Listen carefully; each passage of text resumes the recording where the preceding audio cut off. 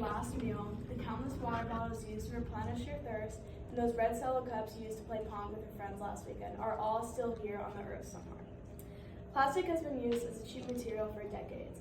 This material can be used in many different ways, starting with household products, packaging materials, and much, much more. Plastic is taking over the earth, and if we don't take steps to reduce our plastic usage, it will take a drastic toll on wildlife, the environment, and the health of individuals. Today, I'll be telling you why you should eliminate your plastic usage, discussing the history and long-term effects, and the steps we need to take towards this issue. To begin with, plastic was first discovered in 1907, and this material was praised by humans.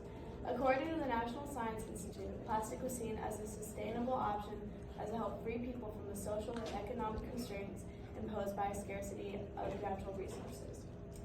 During World War II, plastic production in the U.S. increased by 300%. It was only after the war that we realized the consequences from plastic and pollution that followed. This resulted in plastic being looked at as cheap, flimsy, and disposable. And it has only taken the human race 114 years to drastically pollute our oceans, forests, water supply, and air. The convenience of this material has also been one of the main causes of why the pollution issue has spun out of control. Single-use plastics account for 40% of the plastic used every year. People automatically think of plastic bags, but things like shampoo bottles, face masks, chip bags, and styrofoam cups all fall under this category. The longer we use single-use plastics, the worse it will be for us in the long run. Now that I've gone over the basis and a little history of plastic, I'll now move on to where the issue stems from and some of the long-term effects. Why is this material a problem for our environment? Firstly, it affects our oceans in colossal ways. According to National Geographic, 73% of beach litter is plastic. Some examples consist of cigarette butts, food wrappers, and grocery bags. And over time, this litter makes its way into the ocean. According to the Washington Post, by 2050, there will be more plastic than fish in the world's oceans, as we will be producing 3 times the amount of plastic than we already do today. This, as a result, affects our wildlife. If anyone remembers the bottle sea turtle video with the plastic straw lodged in its nostril, this happens a lot more than you think. According to conserveturtles.org, more than 1 million animals are killed each year by plastic debris. Now imagine being those animals that die from consuming plastic. Doesn't sound fun, right? Plastic also has negative economic outcomes. According to an academic study, plastic pollution costs the U.S. more than $2.2 trillion per year due to reductions in the ocean's capability to provide clean water, oxygen, seafood, and genetic resources. That's not the only thing plastic has an effect on. It can also affect human health. There are already microplastics in about a quarter of the seafood in our markets, and even in table salt.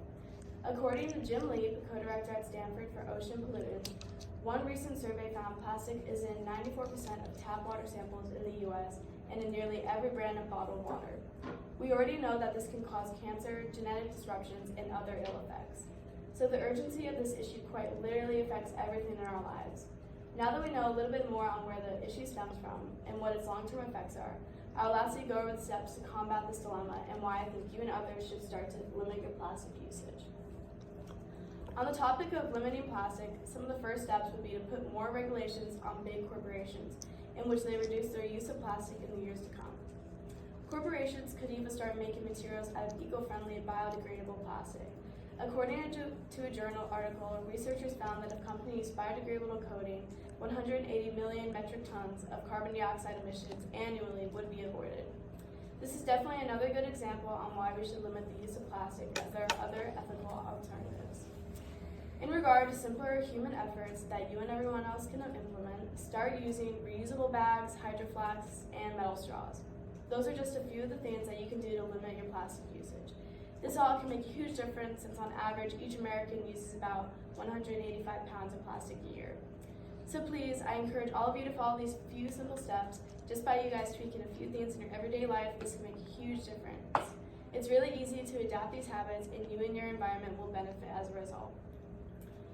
To conclude, it's important to realize the impact that plastic has on this planet we live on and why we need to start eliminating it altogether. Ultimately, be aware of your footprint, as we really don't want the disheartening impacts of plastic to extend past where the damages are irreversible. So the question is that convenience of a plastic bag or utensil really worth losing our oceans and beautiful wildlife over